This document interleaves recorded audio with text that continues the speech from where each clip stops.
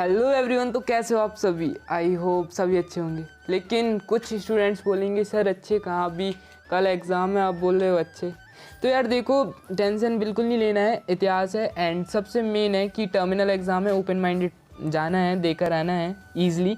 बस आपको टाइमिंग का थोड़ा सा ध्यान रखना है, बिकॉज ये रहने वाला है ना कि आपका इतिहास का पेपर है, बहुत सारा लिखना है एंड कैसे हो पाएगा। तो इसलिए बस टाइमिंग का ध्यान रखना और बाकी ठीक है।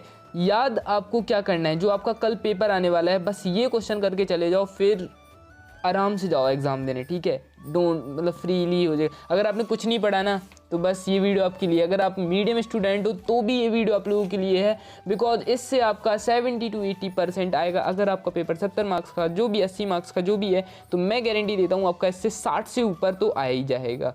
मैं ये नहीं बोल रहा हूँ कि 70 से ऊपर जाएगा, क्योंकि मुझे बाकी यूट्यूबर्स की तरह मतलब इतना फेंकना नहीं आता कि कुछ लोग बोलते हैं कि अगर आपने ये पेपर कर लिया तो पूरे में पूरे मार्क्स आएंगे, ये वो। यार ऑब्जेक्टिव तो वैसे भी कभी नहीं फंसते, है ना।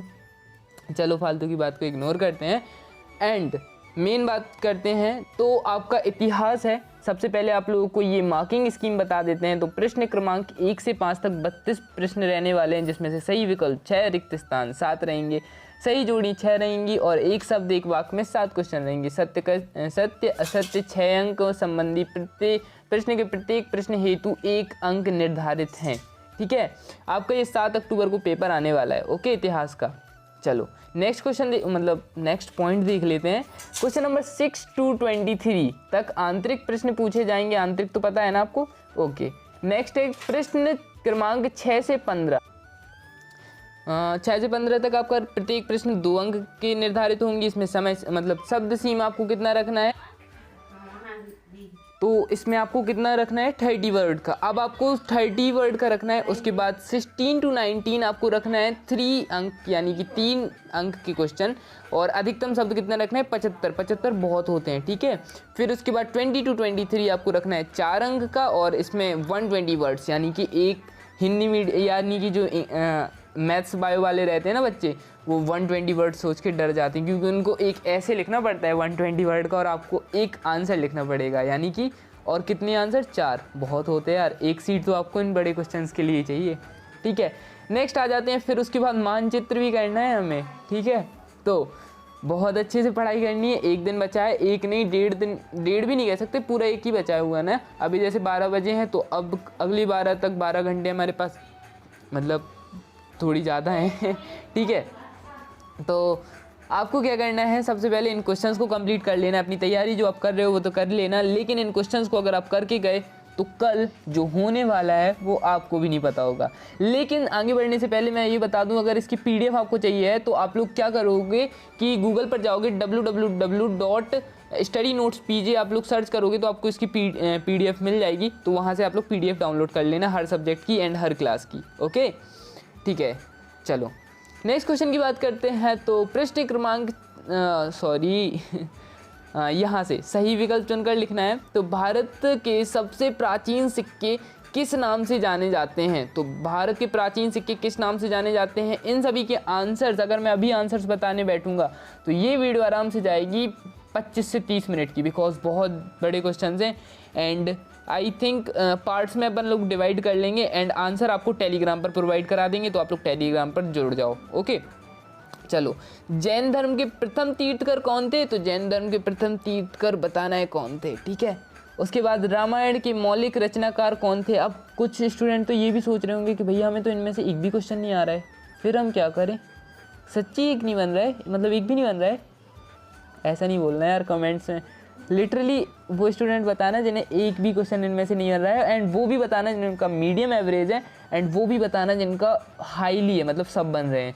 तो उस हिसाब से वीडियोस भी आएंगी, क्योंकि अपने पास टाइम बहुत कम है और वीडियोस मुझे फिजिक्स की भी डालना है, हिस्ट्री की भी डालना है यानी कि इतिहास, एंड व्यवसाय अध्ययन की भी अभी वीडियो आने वाली है तो वो भी डालना है। तो बस मेहनत ही कर रहे हैं इधर। शेयर वगैरह तो आप करते नहीं, सब्सक्राइब वगैरह, है ना, कर दो यार थोड़ा। एक सब्सक्राइब से क्या ही जा रहा, फिर अनसब्सक्राइब कर लेना। हम थोड़ा हम भी खुश हो लें कि आप लोग जैसे क्वेश्चंस मिलने पर खुश हो जाते हो, हम थोड़ा सब्सक्राइब मिलने पर खुश हो जाते हैं। तो अभी तक कर दो, मैं 5 तक गिनूंगा, 5 काउंटडाउन के बाद मुझे सब्सक्राइब चाहिए। 1 2 3 4 5 कर दिया, कर दो। चलो नेक्स्ट क्वेश्चन की बात करते हैं। भारत के सबसे प्राचीन सिक्के के नाम किस नाम से जाने जाते हैं? तो वो तो पता ही होगा, मुहर है ना। तो मैं आपको आंसर टेलीग्राम पे बता दूंगा, डोंट वरी। गुरु ग्रंथ साहिब किस धर्म का पवित्र ग्रंथ है? तो वैष्णव धर्म, सिख धर्म, शैव धर्म, बौद्ध धर्म, बताओ जल्दी से, ठीक है। आंसर कमेंट्स में कर देना, एमसीक्यू के पूरे आंसर कमेंट्स में कर देना, ठीक है। बंगाल के भक्ति आंदोलन के प्रकार में किसका विशेष योगदान रहा? तो कौन थे वो? चैतन्य महापुरुष, रामानुजाचार्य, रैदास, इनमें से कोई नहीं। नेक्स्ट क्वेश्चन है 7th क्वेश्चन। भारत में मुगल साम्राज्य का संस्थापक कौन था? भारत में मुगल साम्राज्य का संस्थापक कौन था? शेरशाह, बाबर, हुमायूं, जहांगीर। आप लोग ये मत सोचना कि सर आंसर्स नहीं बता रहे, आंसर्स डोंट वरी। अगर आंसर्स बताने बैठेंगे इसमें टिक लगाएंगे, क्योंकि उसके लिए फिर वो पेंसिल वगैरह यूज़ करना पड़ता है, तो पेंसिल पे जाओ, टाइम अलग अलग लगता रहता है, ठीक है। तो यार आंसर्स आपको डायरेक्टली टेलीग्राम पर प्रोवाइड करा दे रहे हैं, तो बस वहाँ पर जाकर ज्वाइन ही तो होना है। अगर वहाँ पर नहीं करा पाए तो गूगल बाबा तो जिंदाबाद है ही, ठीक है। क्वेश्चन मेन तो रहते हैं क्वेश्चंस मिलना। आपको क्वेश्चंस मिल गए, एक गूगल पर बोलना गुरु ग्रंथ साहिब किस धर्म का पवित्र ग्रंथ है, सामने से लिख के आ जाएगा आंसर, ठीक है, ठीक है, ओके। नेक्स्ट क्वेश्चन की बात करते हैं। बंगाल में भक्ति आंदोलन के प्रकार में किसका विशेष योगदान रहा? तो किसका रहा, जल्दी से बताओ। नेक्स्ट है 7th, भारत में मुगल साम्राज्य का संस्थापक कौन था, बताओ। अब गुस्सा आ रही होगी ना कि आंसर तो ये बता नहीं रहा है, फालतू में हमसे और पूछ रहा है। अच्छा, सुनाने को मन कर रहा होगा ना। सुना लो, क्या ही कर सकते। नेक्स्ट क्वेश्चन की बात करते हैं। रिक्त स्थान की पूर्ति कीजिए। चैतन्य महाप्रभु का जन्म वर्ष हुआ था? मैं नहीं बोलूँगा, अब बताओ या ना बताओ, फालतू में सुना बना दिया यार कमेंट्स में तो अलग। नेक्स्ट है आइन ए अकबरी की रचना मुगल सम्राट में किसने की थी, शासनकाल में हुई थी? अकबरनामा के तीसरे भाग यानी कि जिल्द को क्या के नाम से जाना जाता है? महाभारत के प्रमुख विशेष फिर डैश के मध्य हुए युद्ध की कथा है? महावीर स्वामी की माँ का नाम था लगाना है, ठीक है। पटलिपुत्र, ठीक है, जैसे पाटलिपुत्र भी अभी कहते, पटलिपुत्र पहले था आई थिंक। पाटलिपुत्र को वर्तमान में किस नाम से जाना जाता है? ये तो पता होना चाहिए, इसका आंसर तो बताओ, ठीक है। तो पटना, कुछ याद आया? पटना बोलते हैं गाइस, ये आपके आगे के लिए भी याद रखना कि पाटलिपुत्र को वर्तमान में किस नाम से जाना जाता है? पटना, ठीक है।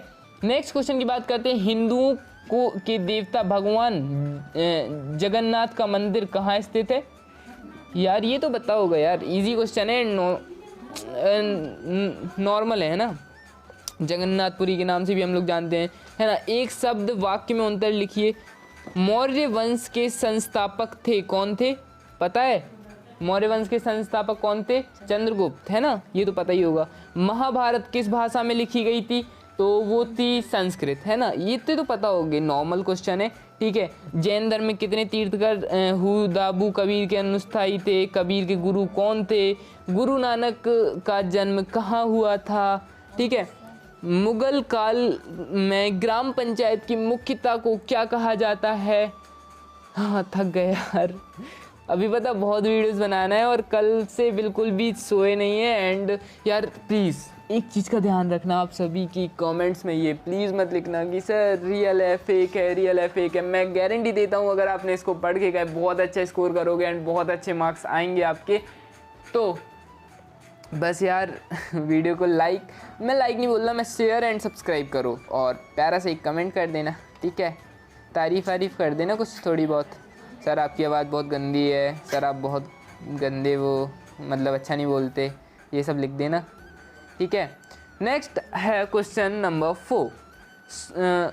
सूरसेन, इसका आंसर गीता का ज्ञान किसने दिया था? श्री कृष्ण, भागवत गीता, रामानंद, कबीर, मुगल साम्राज्य की स्थापना एंड ऑल। बहुत इजी क्वेश्चन है, अगर आपने पढ़ा भी नहीं है ना तो ये देखो। अब इसमें से अपना जो हमने स्टार्टिंग में बोला था ना, इनमें से एक भी क्वेश्चन किस स्टूडेंट पे नहीं बन रहा वो नीचे कमेंट में बताना, ऐसा होगा तो कोई नहीं आई थिंक, ठीक है। नेक्स्ट आ जाते हैं हम लोग सत्य असत्य पे। मौर्य वंश का अंतिम शासक बृहदत्त था, उसके बाद उपलब्ध महाभारत साहित्य शास्त्रीय संहिता कहलाती है। महात्मा बुद्ध आत्मा के अस्तित्व में विश्वास नहीं करते थे। फिर ये सत्य है, ठीक है, मानना नहीं कि सच में नहीं करते थे, ठीक है। प्रारंभिक भक्ति आंदोलन का उदय कर्नाटक में हुआ था। दादू कबीर के अनुयायी थे। मुगल सम्राट बाबर पितृपक्ष के चंगेज खां का वंशज था। अब इसकी PDF के लिए आप लोगों को मैंने बता दिया है कहाँ पर गूगल पर जाकर कर लेना है, ठीक है। एंड उसके बाद वीडियो को लाइक ज़रूर कर देना है। नेक्स्ट पार्ट, अगर इस वीडियो पर 200 लाइक्स कंप्लीट होते हैं तो नेक्स्ट पार्ट आ जाएगा विथ रियल पेपर, ओके। तो जल्दी से इस वीडियो को लाइक कर दो, चैनल सब्सक्राइब कर दो रियल पेपर के लिए, ओके गाइस। आपको विश्वास होना चाहिए टॉपर सॉल्यूशन कोई भी वीडियो डालते हैं तो ऐसे भी वीडियोज़ नहीं डाल देते हैं, कुछ भी बोलते हैं तो ऐसे भी नहीं बोलते हैं, ठीक है। एंड फाइनली ये वीडियो आप लोगों को समझ आ गई होगी एंड इसके बाद के क्वेश्चन आपको नेक्स्ट पार्ट में मिल जाएंगे। Thank you so much video देखने के लिए। Love you all, bye bye.